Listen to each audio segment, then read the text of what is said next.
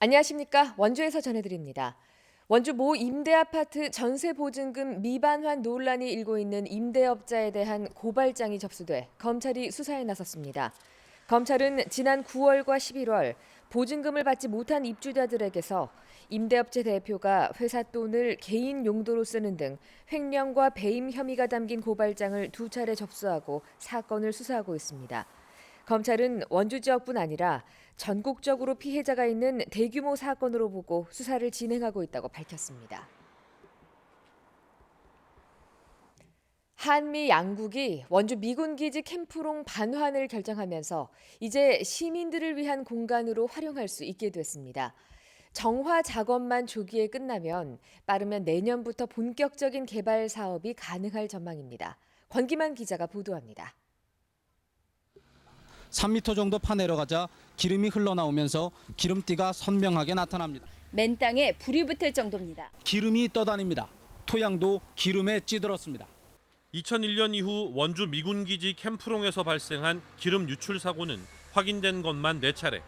부대 인근 토양과 하천이 오염됐지만 미군 측의 저지로 제대로 된 원인 조사도 할 수 없었습니다.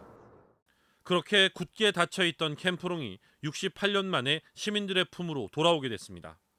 지금까지 땅값 665억에 지가상승분 125억까지 납부한 원주시는 환경 정화 작업이 마무리되면 소유권을 넘겨받아 문화체육공원을 조성한다는 계획입니다. 그동안 부지 반환 운동을 벌여온 시민단체들은 미군기지 반환 비용을 지자체가 모두 부담하는 것은 부당하다는 입장입니다. 특히 올해 발생한 지가상승분을 추가로 납부해야 할 수도 있다는 우려가 나오는 상황에서 부지 반환 지연에 책임이 있는 국방부가 추가 발생 비용과 개발 비용까지 책임져야 한다고 주장하고 있습니다. 원주도 용산과 준하게 100% 정부가 책임질 수 있게 그것은 우리 시민들의 손에 달려 있을 것 같습니다. 우리가 와야 되고 정당한 요구를 하고 제대로 된 비전을 제출하면 정부도 같이 함께 할 수 있지 않겠냐. 부지 정화 작업이 얼마나 걸릴지 아직 확신할 수는 없지만 원주시는 빠르면 내년 상반기부터 캠프롱에 대한 본격적인 개발이 가능할 것으로 내다보고 있습니다. MBC 뉴스 권기만입니다. 어제 밤 11시쯤 원주시 반곡동의 4층짜리 원룸 주택 2층에서 불이 났습니다. 불이 난 집안에 있던 A씨가 화상을 입어 중태에 빠졌고 같은 건물에 사는 주민 3명도 연기를 마셔서 병원으로 이송됐습니다. 이 불은 A씨의 집안과 가재 도구 등만 태우고 다른 층으로 번지지는 않았지만 놀란 주민들이 대피하기도 했습니다. 경찰과 소방당국은 보일러실에서 불씨가 시작된 것으로 보고 정확한 화재의 원인을 조사하고 있습니다. 수소 충전소와 수소 발전소 건립이 추진 중인 횡성에서 수소 바르게 알기 주민설명회가 열렸습니다. 횡성구는 이번 설명회를 통해 지역 주민과 공무원의 수소 안정성에 대한 불안을 해소하고 수소 인프라 구축 계획과 안전 관련 정보를 전달했습니다. 횡성구는 내년에 횡성읍 내에 수소 충전소를 설치하고 수소 전지차 40대를 보급할 계획이며 민간 사업자가 우천면 무남리 일대에 30메가와트 규모의 수소 연료 전지 발전소 건립을 추진하고 있습니다.